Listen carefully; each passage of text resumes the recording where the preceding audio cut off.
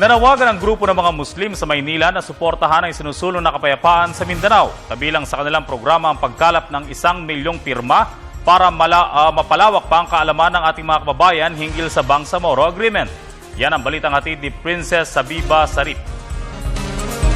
Isang Bangsamoro government para sa inaasam na pangarap ng mga Moros. Ito ang pintig ng puso't sigaw ng mga kababayan nating mga Muslim sa Mindanao. Sa isang ugnayang Bangsamoro Re-Framework Agreement on Bangsamoro Forum na ginanap sa Quiapo, Manila, ibinahagi ng iba't ibang mga individual at mga grupong Muslim ang pananaw at saloobin sa katatapos lamang na pagpirma sa huling annex ng Framework Agreement on Bangsamoro.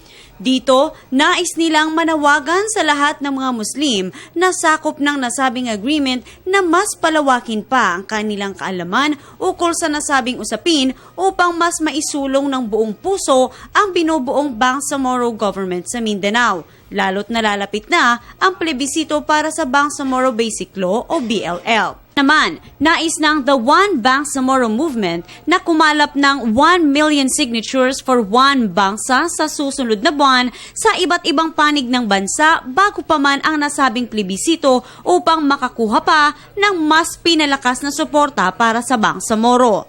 Ang mga panauhin mula sa iba't ibang tribo tulad ng nakararami, tanggap at suportado nito ang nasabing agreement. Unang-una, gusto ko po munang banggitin ang pasasalamat sa kasalukuyang pamahalaan sa pagbibigay sa atin ng ating karapatan.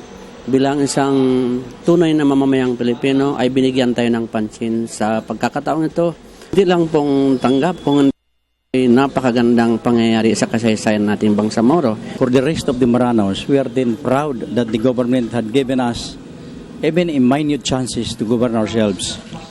So we are very thankful to the government now that the dream of the Bangsamoro is now a reality. We have surveys online and about 80% said that they are happy sa resulta ng peace talk ng MILF at ng gobyerno ng Pilipinas. So we can say that kahit na konti yung kaalaman and information, sinusubaybay pa rin nila and they feel happy about it. Ipinaabot din ng mga panauhin ang kanilang lubos na pasasalamat sa kasalukuyang administrasyon sa patuloy na pagsuporta at pagsusulong nito sa pagbuo ng nasabing agreement sa kabila ng 4 na dekadang hindi pagkakasundo ng gobyerno at ng mga taga Mindanao. We must be thankful to the government under the administration of the President Excellency Aquino, and Alhamdulillah that the prayer of the Muslims has come to a reality this time. Gaya ng lahat ng mga Pilipino sa buong mundo, tanging ang kapayapaan ang hinahangad nito para sa ating bansa.